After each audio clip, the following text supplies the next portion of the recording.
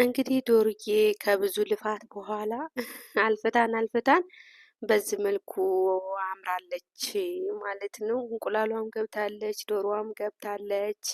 እንደምትዋት ናት። የዶሮ ስራን ያልሰራው ሰው ድካም ይኑረው አይኑረው አያውቅም ማለት ነው። ዝም ብሎ የሚበላ ከሆነ የሰራ ሰው ግን ምን ያህል እንደሚያደክም ያውቃል ማለት ነው። በእውነት በጣም ነው ዶሮ ስራ የሚያደክመው። እውነት ነው የምላችሁ ከሚባለው በላይ ማለት ነው። የእውነት ያደክማል በጣም። ሰላም ጤና ይስጥልን ውድና የተከበራችሁ የቻናል ቤተሰቦች ሰላማችሁ በያላችሁበት ይብዛ እያልኩኝ እነሆ ዛሬም እንደተለመደ ወደ እናንተ በአዲስ ቪዲዮ ብቅ ብያለሁ። እንግዲህ ቻናሉን ላይክ፣ ሰብስክራይብ እንዲሁም ለወዳጅ ለዘመዶቻችሁ ሼር እያደረጋችሁ እንድታበረታቱኝ የደወል ምልክቷን ኦን በማድረግ በየቀኑ የምለቃቸው ቪዲዮች ወደ እናንተ ይደርሳሉ። ነባሮችም እንደተለመደው ሀሳብ አስተያየታችሁን በኮሜንት እንድታሳውቁኝ እያልኩኝ በትህትና ጠይቃለሁ። ያው ይህ ቪዲዮ ትንሽ ዘግየት ብሏል፣ ግን ሳለቀው ከምቀር ብለቀው ይሻላል ብዬ ነው እየደቀኩት ያለሁትን ቦቱ ኤዲት ለማድረግ ምናምን አልተመቸኝም ነበርና ለዛ ነው ያዘገየሁትኝ እላችኋለሁ። እንኳን ለጌታችን ለመድኃኒታችን ለኢየሱስ ክርስቶስ ለበዓለ ልደቱ አደረሳችሁ አደረሰን እያልኩኝ እንግዲህ ያው መጀመሪያ ሽንኩርት ነው ስገዛ አሳያችኋለሁ ብዬ ነበረ። በአጋጣሚ እኔ አልገዛሁትም። የበዓል ገበያ ወጣለሁ ብዬ አልወጣሁኝም። በዛ ትንሽ ያሳያችኋለሁ ቀንጨብ ቀንጨብ እያደረጉ ብዬ ነበር፣ ግን ስላልወጣሁኝ ላሳያችሁ አልቻልኩም። እንግዲህ ሽንኩርቴ እንደምታዩት መጥቶልኛል። 15 ኪሎ ነው፣ ግን 10 ኪሎ ነው የተጠቀምኩትኝ። 10 ለአንድ ዶሮ 10 ኪሎ ተጠቅሚያታለሁ። 2 ሳምንት ነው እየበላ ነው ያለ ነው። እና እንግዲህ ስከትፍ ስልጥ ምናምን አላሳየዋችሁም፣ በአጋጣሚ ረስቼ ያልቀረጽኩትኝም ቪዲዮን ልጬ ጨርሼ ከትፌ በዚህ መልኩ እያበሰልኩት ነው ያለሁትኝ። እንግዲህ ዶሮ በጣም ታለፋለች። እውነት ለመናገር ከሆነ ከሽንኩርት ማብሰሉ ጀምሮ ኧረ በስመ አብ የእውነት የሰራችሁ ታውቁታላችሁ፣ ያልሰራችሁ ግን ሊገባችሁ አይችልም። እንደዚህ ነው ብንል ማለት ነው። ምክንያቱም አንድ ሰው ምንም ሆነ ምን ሲደርስበት ነው የሚያውቀውና በጣም ነው የምታደክመው። እዚህ ጋርም እንደምታዩት ትንሽ ገርገብ ብሎልኛል ማለት ነው። እኔ በነገራችን ላይ የበዓል ዕለት እንደዚህ ማድቤት ምናምን መሰራራት ምናምን አይመቸኝም እውነት ለመናገር። በቃ በዓሉ ማለት በቃ አለ አይደለ ከበፊቱ እንደዚህ ዝግጅጅጅት ማለት ነው ደስ የሚለኝ ማለት ነው። እና አንቺ ቤተሰብ ያለብሽ እኮ ነው የምትመስልው እያለኝ ነበረ ባለቤቴ የራሱ ማለት ነው።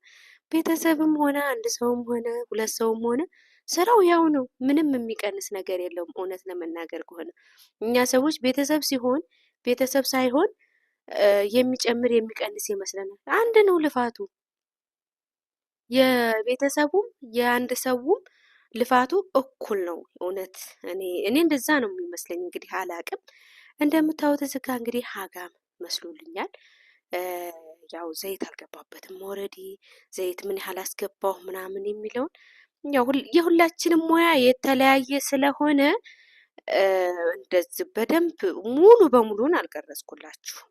ምክንያቱም የተለያየ ነው የሁላችንም ሙያ ማለት። አሁን እዚህ ጋር 10 ኪሎ ሽንኩርት ነው የተጠቀምኩትኝ። 1 ሊትር ከግማሽ ነው የጨመርኩበት ዘይት ማለት ነው። ግማሽ ሊትር አረኩበትኝና መጀመሪያ ግማሽ ሊትር አረኩበት። ከዛ ደግሞ ሳዩ ትንሽ የሚያንሰው ስለሆነ ሩብ አረኩበት ማለት ነው። ስለዚህ 1 ሊትር ራሱ አልሞላም ቅቤ ስለምጠቀም ማለት ነው። ቅባት የምትወዱ ሰዎች ትኖራላችሁ። እኔ ደግሞ በተፈጥሮ ቅባት አልወድም፣ በጣም ነው የሚዘጋኝ ማለት ነው። አይደለም እንደዚህ ቅቤውንና ዘይቱን አንድ ላይ እንደዚህ በጣም አብዝቼ አልችልም መብላት የእውነት። እና በመጠኑ ነው ያደረኩት። እንግዲህ እንደምታዩት እዚህ ጋር ያው በርበሬው ገብቷል፣ ዘይቱም ገብቷል። ገና በደንብ አልወጣም፣ ግን ዘይቱ እንደምታዩት ነው።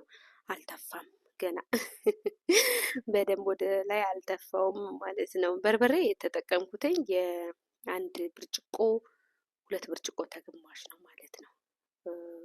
ያው እንደ በርበሬያችሁ ነው። በርበሬው ያሰማል ወይ አያሰማም ወይ ያቃጥላሉ አያቃጥልም ወይ የሚለውን እናንተ ናችሁ የምታውቁት። እኔ እግዚአብሔር ይመስገን በርበሬ የሚያሰማ ነበረ፣ አያቃጥልምም። እንግዲህ ስሰራ ላይቭ ላይ ነበርኩኝ፣ ያያችሁ ሰዎች ትኖራላችሁ ማለት ነው። እንግዲህ ዶርዬ በስተመጨረሻ በስተመጨረሻ እንግዲህ በዚህ መልኩ ወጥቶታል ማለት ነው። አሁን እዚህ ጋር ቅቤ አልገባበትም እንደምታዩት፣ ዘይቱ እንዳለ ተንጣሏል።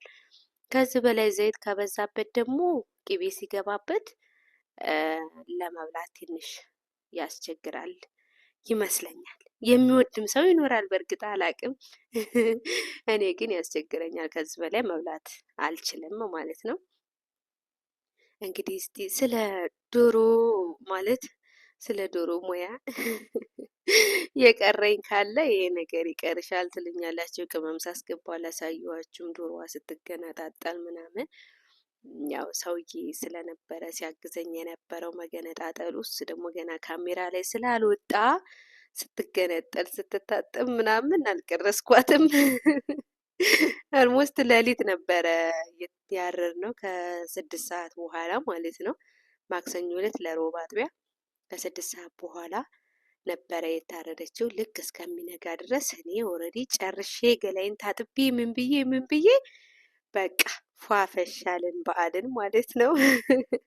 እና ለዛ ነው ያልቀረስኩላችሁ። ስትገነጠል ብቻዬን ብሆን እንደተለመደው ቀርጽላችሁ ነበረ። እሱ ደግሞ ገና ካሜራ ላይ ስላልመጣ አይ ሲለኝ በቃ ችግር የለውም ብዬ ወጡን ብቻ አሳየዋችሁ፣ የመጨረሻውን ወጥ ማለት ነው። በእውነት እንግዲህ ያው እኛ ሴቶች ራሳችን በራሳችን ማሞገስ ጥሩ አይመስለኝም። ግን ኮሜንት እንደተሰጠኝ ከሆነ በጣም ቆንጆ ነው ተብያለሁኝ። ይሄን እያያችሁ እንግዲህ ወደ እኔ ቤት ስትመጡ አሰራላችኋለሁ ድካምም ቢኖረው። እዚህ ጋር ደግሞ እንደምታዩት አይብ ራሴ ነኝ የሰራሁትኝ። ለምን ሁሉም ነገር ራሳችን የሰራነው ነገር ጽድት ያለ ነው የሚሆንልን። እውነት ነው የምናገር። በዚህ መልኩ አይብ ወጥቷል። እንግዲህ እዚህ ጋር ደግሞ ወደ ማዕዱ ያው 2 ስለሆንን ትሪው አልሞላም፣ ከዛም ማለት ነው። 2 ሰዎችም ስለሆንን ከዛም አልሞላም። ምነው ጥብስ ምናምን የለም እንዳትሉኝ። ማለት ጠዋት ላይም ስለነበረ ከሰዓት ነው ሁሉ ነገር የሞላ። ከዚህ በላይ ጠዋት ስለነበረ የጠዋቷን ነው የቀንጨባ አድርጌ የቀረጽኳት ማለት ነው። ምን ይመስላል የሚለውን ያው ብዙዎች አይታችሁኛል። በእርግጥ ላይ ስሰራ የነበረውን እንግዲህ ፈጣሪ ፈቅዶ ደግሞ ለዛሬ ዓመት በሰላም ያደርሰን፣ ያመሰው ይበለን። እኔ ዘንድሮ በዓሌ በጣም ደስ ይል ነበረ። እግዚአብሔር የተመሰገነ ይሁን። የዛሬ ዓመት ገናን በስደት ነበር ያሳለፍኩትን። ዛሬ ደግሞ በቤቴ በጣም ደስ ብሎኝ ነው ያሳለፍኩትኝ። ስደት ላይ ያላችሁ እህቶቼ እግዚአብሔር ፈቅዶ ሀሳባችሁን በሰላም አስፈጽሟችሁ ወደ ቅድስት ሀገራችሁ ስትመለሱ መድኃኔዓለም የእውነት እየተደላደለ አልላችሁም የዕለት እንጀራችሁን እፎይ የምትሉበትን ትዳር እንዲሰጣችሁ የዘውትር ጸሎቴ ነው። በእውነት ነው የምላችሁ። በራስ ቤት መልፋትን የመሰለ ነገር የለም። እውነት እዚህ ጋር ደግሞ እንግዲህ ያው ቁርስ ከተበላ በኋላ መቼም ወደዛም ወደዚህም ነው አይደለም የሚካሄደው። ያው እንግዲህ ቡና እኔ ታውቃላችሁ እስካሁን ረከቦት ደርድሬ ቡና አፍልቼ አላውቅም። እዛው ሀገር ያላችሁ ስለምታውቁ እንደዛው ሀገር ነው እያፈለውላቸው ያለሁት ማለት ነው። እንደምታዩት እንግዲህ ያው ፈንዲሻም አለ፣ ብርቱካንም አለ፣ ሙዝ አለ፣ ዳቦ አለ። እዚጋ እንግዲህ አሳይቻቸዋለሁ። ጠላይ ኬንቲ እውነት ቆንጆ ሆኖ ነው ይወጣልኝ። በነገራችን ላይ በጣም ነው ደስ ያለኝ። በቃ የመጡት እንግዶች ሁሉ ተደስተው ምናምን እንዴ ጠላ እንዴት አድርገሽ ነው የሰራሽው ምናምን ሲሉ፣ ያው እንግዲህ እንደ እናቶቻችን እንደ ድሮ ነው እየሰራው ያለሁትኝ። እንዴት ነው ጣማችሁ ወይ ምናምን እያልኩኝ ሙያ ትላላችሁ። እዚህ ጋር ደግሞ እንግዲህ ጓደኞቼ ናቸው። አዎ አንድ ጓደኛ ግን ቀርታብኛለች ማለት ነው። ያው እንግዲህ በጣም እያስደሰቱኝ ነበረ። የእውነት በጣም ምርጥ ጓደኞቼ ናቸው። ከዚህ በፊትም አይታችኋቸዋል። ያው ልብሱ ቢለይም ፊታቸው አልተለየባችሁም። የኔ ሽፎን ወስደውብኝ ነው። እኔም አለኝ በእርግጥ ይሄው ራሱ ማለት ነው። የኔን ወሰዱብኝ ማለት ነው። ለዛ ለታ አንቺ አበሻ ልበሺ እኛ ደግሞ ሽፎኑን እንልበስ ብለው የኔን ወሰዱብኝ እላችኋለሁኝ። እንግዲህ በዚህ መልኩ ነበር እኔ ቤት በዓሉ። በእርግጥ ቅዳሜ ዕለት ማታ ነበረ የሌላ እንግዶች አልቀረጽኳቸው። እነሱ ወደ ሚዲያ ምናምን ስላልመጡ ድንገት ሊከፋቸው ይችላል ብዬ አላስገባዋቸውም፣ አልቀረጽኳቸውም።